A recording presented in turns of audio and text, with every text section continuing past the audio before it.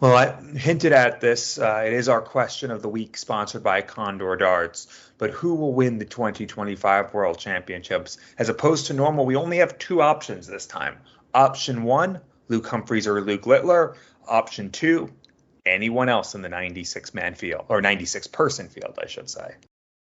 Yeah, and looking at our poll on Twitter at the moment, it is running all week, so do go and have your say. But at the moment, it is very one-sided. 81% of our listeners are going Luke Humphries or Luke Littler. They're going to be getting their hands on the Sid Waddell Trophy on the 3rd of January. Just 19% saying it's going to be one of the other 94 players in the field at Ali Pali. And at the time of recording, the title sponsors, they've got Littler as the 15-8 favourite.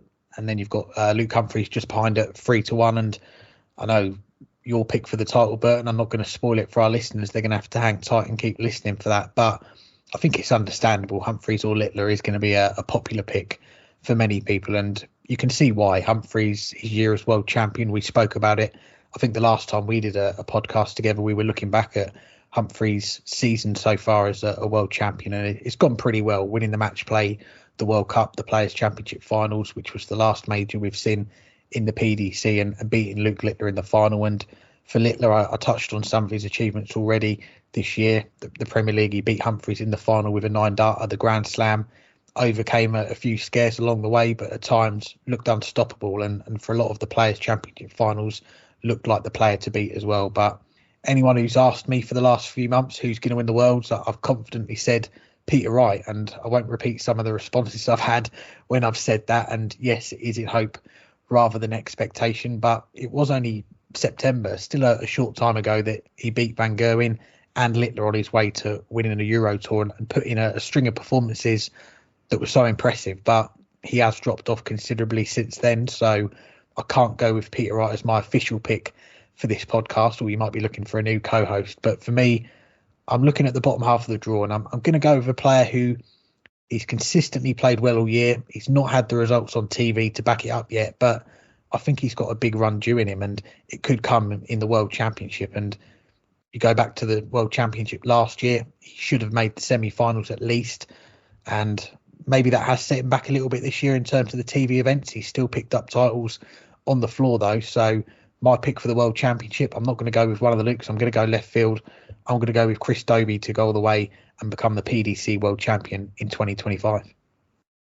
Well, we're both definitely going a bit out of left field with who we're picking.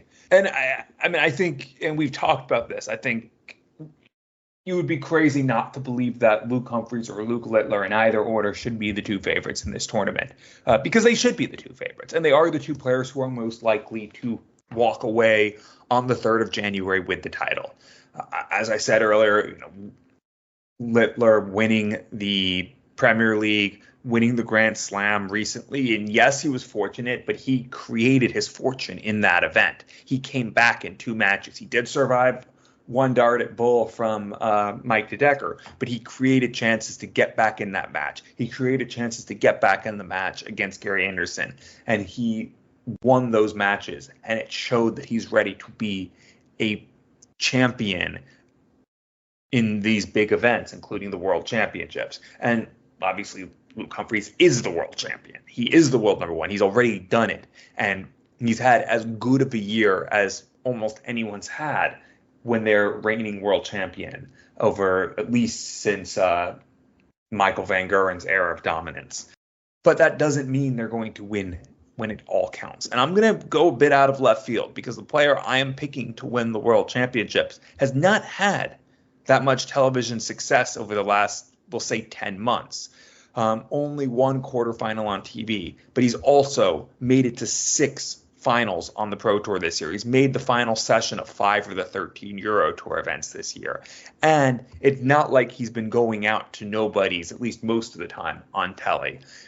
3 times this year, he's lost to Luke Humphries in a major. The UK Open, in the World Match Play, in the World Grand Prix. Twice he's lost to Gary Anderson, when Gary Anderson averaged 102 and 99 in the European Championships and the Grand Slam of Darts. And that's after this player came through the group of death in the Grand Slam. He's ran into some monster performances by the best or second best player in the world and the player who's playing as good as anyone else in Gary Anderson. He's not had the luck, but this time he won't have to play those players at least early on, and he'll be able to get some big matches over a longer format under his belt before he has to play them. And that is the bullet, Stephen Bunting. It's not an easy start for him going against either Alan Suter or Kai Goddard, but it's a relatively favorable draw. And I think getting that match, then getting a match probably against Dirk Van Dijvenbode, and then maybe Damon Hedda, maybe Connor Scott, Mike DeDecker, Lawrence Elagon, Luke Woodhouse, all of those are potential challenges, but over best of 7 sets, I think with 2 matches under his belt, Bunting will be ready for that.